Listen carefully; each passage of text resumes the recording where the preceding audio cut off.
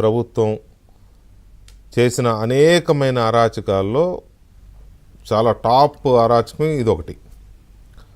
ఇది అప్పుడున్న ప్రభుత్వ పెద్దల్ని జగన్మోహన్ రెడ్డితో సహా ఎండగట్టడానికి, ఎక్స్పోజ్ చేయడానికి, కేసులకి అన్నిటికీ కీలకమైన కేసుల్లో ఇదొకటి కదా. ఈ కేసులో ఆ వాసుదేవరెడ్డిని పట్టుకోవడానికి 4 నెలలు పట్టింది. చివరిగా యలహంక కాలేజ్ దగ్గర ఏదో చిన్న హోటల్లో ఉన్నాడని పట్టుకొచ్చారు. ఓకే, పక్కన పెడదాం. ఆ మైనింగ్ దాంట్లో ఆ వెంకటరెడ్డి అనే అతను అప్పుడున్న డైరెక్టర్, మైనింగ్ డైరెక్టర్ అనుకుంటా, ఆయన పట్టుకోవడం ఒక 6 నెలలు పట్టింది. సరే, లేటుగానైనా పట్టుకొచ్చారు, మరి ఆయనే సరెండర్ అయ్యాడు అంటారు. సరే, నేను వాటి జోలికి వెళ్ళడం లేదు. కానీ ఇప్పుడు ఇంత పెద్ద కేసులో ఆల్రెడీ అతను తప్పించు తిరుగుతున్నాడు, ఎక్కడున్నాడో తెలియదు, వెతుకుతున్నారు, అది ఓకే, పక్కన పెడదాం. మిథున్ రెడ్డి ఎంపీగా ఉన్నాడు, పెద్దిరెడ్డి రామచంద్రారెడ్డి కుమారుడు. పెద్దిరెడ్డి రామచంద్రారెడ్డి మీద చాలా ఆరోపణలు ఉన్నాయి. ల్యాండ్ స్కామ్స్ అని, లేకపోతే ఆ మదనపల్లి ఫైల్స్ తగలబెట్టినదని, ఫారెస్ట్ ల్యాండ్స్ అని, ఇంకా చాలా ఉన్నాయి, ఇటువంటివి కాదు. ఈ పరిస్థితుల్లో పెద్దిరెడ్డి మిథున్ రెడ్డి ఈయనకి ఈ కేసులో బెయిల్ పిటిషన్ వేస్తే ఆంధ్రప్రదేశ్ హైకోర్టు కొట్టేసింది, బెయిల్ పిటిషన్ కొట్టేసింది, నో బెయిల్ అని చెప్పింది కదా. మీరు కోట్ చేశారు దాన్ని, నేనే అన్నాను దీని తర్వాత తీసుకుందామని. ఆయన వెంటనే సుప్రీంకోర్టుకి వెళ్ళాడు. హైకోర్టులో కొట్టేస్తే సుప్రీంకోర్టులో ఎలా బెయిల్ వచ్చింది అనేది ప్రశ్న. రాకూడదని ఏం లేదు, ఖచ్చితంగా రాకూడదని మనం చెప్పలేమండి. అయితే ఒక్క మాట అంటే మీకు అర్థమైందని నాకు తెలుసు. కాకపోతే ఇక్కడ నేను అనేది ఏంటంటే, మిథున్ రెడ్డి తరపున అభిషేక్ మను సింఘ్వి, రంజిత్ కుమార్, నిరంజన్ రెడ్డి, మైఫూర్ హసన్ నజ్కీ, అఖిల పాలెం రామిరెడ్డి, మీరం మక్బూల్, మొత్తం మీద 6 సైన్యంలాగా వెళ్ళారు. 6. అసలు ప్రభుత్వం తరపున ఎవరూ లేరండి రెస్పాండెంట్ తరపున.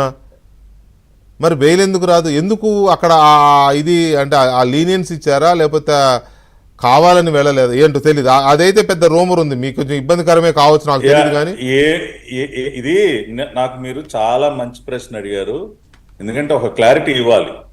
ఇది అనవసరంగా ఒక రాంగ్ ఇన్ఫర్మేషన్ సర్క్యులేట్ అవుతా ఉంది సోషల్ మీడియాలో కానీ, వాట్సాప్ గ్రూప్, అందుకే నేను హైలైట్ చేస్తాను. అందుకని I should thank you for asking me this question. Thank you. ఎందుకంటే క్లారిటీ ఇవ్వాలి. ఫస్ట్ పాయింట్ ఏంటంటే, మిథున్ రెడ్డికి సుప్రీంకోర్టు బెయిల్ ఇవ్వలేదు. సుప్రీంకోర్టు ఇచ్చింది ఏంటి? బెయిల్ పిటిషన్ పైన వాదనలు ముగిసే వరకు మిథున్ రెడ్డిని అరెస్ట్ చేయొద్దని మాత్రమే చెప్పింది, not to arrest. That is not a bail, అది బెయిల్ కాదండి. ఇప్పుడు మీరు స్క్రీన్ మీద చూపిస్తున్నటువంటి ఆ పిటిషన్ ఒకసారి చూస్తే, మీరు ఆ కింద పాయింట్స్ మీరు అది చూపించడం కూడా నాకు చాలా సంతోషంగా ఉంది, ఎందుకంటే డిబేట్ చూసే వాళ్ళు కూడా చదువుతారు. అది ఈ పిటిషన్ దేనికి, బెయిల్ పిటిషన్ వేసిన సందర్భంలో మీరు కింద 1, 2, 3, 4 ఆర్డర్లో పాయింట్స్ చదవండి. First point, heard the learned senior counsel appearing for the petitioner. రెండోది, application seeking exemption from filing certified copy of the impugned order is allowed. అంటే కనీసం వీళ్ళు హైకోర్టు దగ్గర నుంచి ఇంకా సర్టిఫైడ్ కాపీ కూడా తీసుకోవాలా. హైకోర్టు ఇచ్చినటువంటి ఆ బెయిల్ రిజెక్ట్ చేసి ఇచ్చినటువంటి ఆర్డర్ సర్టిఫైడ్ కాపీ కూడా తీసుకోకుండా వీళ్ళు వెళ్ళి టైం అడిగారు, సార్ మేము హైకోర్టు నుంచి సర్టిఫైడ్ కాపీ తెచ్చుకోవాలని చెప్పి టైం అడిగారు. మూడోది, ఇష్యూ నోటీస్ రిటర్నబుల్ ఆన్ 28/4/2025. దీన్ని మేము 28/4/2025కి వాయిదా వేస్తున్నాము. దీనిపైన వాదనలు వాయిదా వేస్తున్నాము. తర్వాత 5వ పాయింట్ చూడండి, important. Liberty is granted to serve the standing council for the state of Andhra Pradesh. అంటే మీరు ఆంధ్రప్రదేశ్ ప్రభుత్వం యొక్క స్టాండింగ్ కౌన్సిల్ కి మీరు నోటీస్ పంపించండి, దీనికి సంబంధించినటువంటి కాపీ పంపించండి అని అది చదవాలి. అది ఇప్పుడు డిబేట్ చూస్తున్నారు కూడా చదువుతారు. In the mean time the petitioner shall not be arrested in connection with crime number 21 registered at the CID.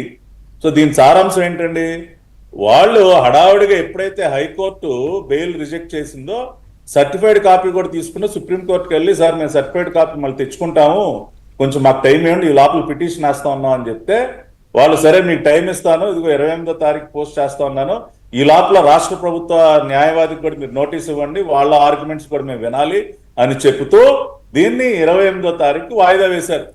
దీనికి మనం అంత హైరాణ పడిపోవాల్సింది ఏంటంటే, రెండోది కెవియట్ అంటా ఉన్నారు. ఇప్పుడు లీగల్ ఆస్పెక్ట్స్ లో కొద్దిగా అన్న అవగాహన ఉన్నటువంటి వారు ఎవరికైనా కానీ బెయిల్ పిటిషన్ పైన రెండో వైపు వాదనలు వినకుండా అసలు కోర్టు డిసైడ్ చేస్తుందా? కెవియట్ ఎప్పుడేస్తాము? ఇదిగో సార్, ఇదిగో ఏదైనా ఒక అంశంలో మీరు మా ఎవరైనా పిటిషన్ వేస్తే మా వాదనలు వినకుండా మీరు డిసైడ్ చేద్దాం ముందే కెవియట్ వేసి పెడతాం. ఏదో గబాలను స్టే ఆర్డర్లు ఇస్తా ఉంటాయి కోర్ట్స్. అటువంటి ప్రమాదాలు జరగకుండా ఉంటానికి మనం కెవియట్లు వేస్తాం.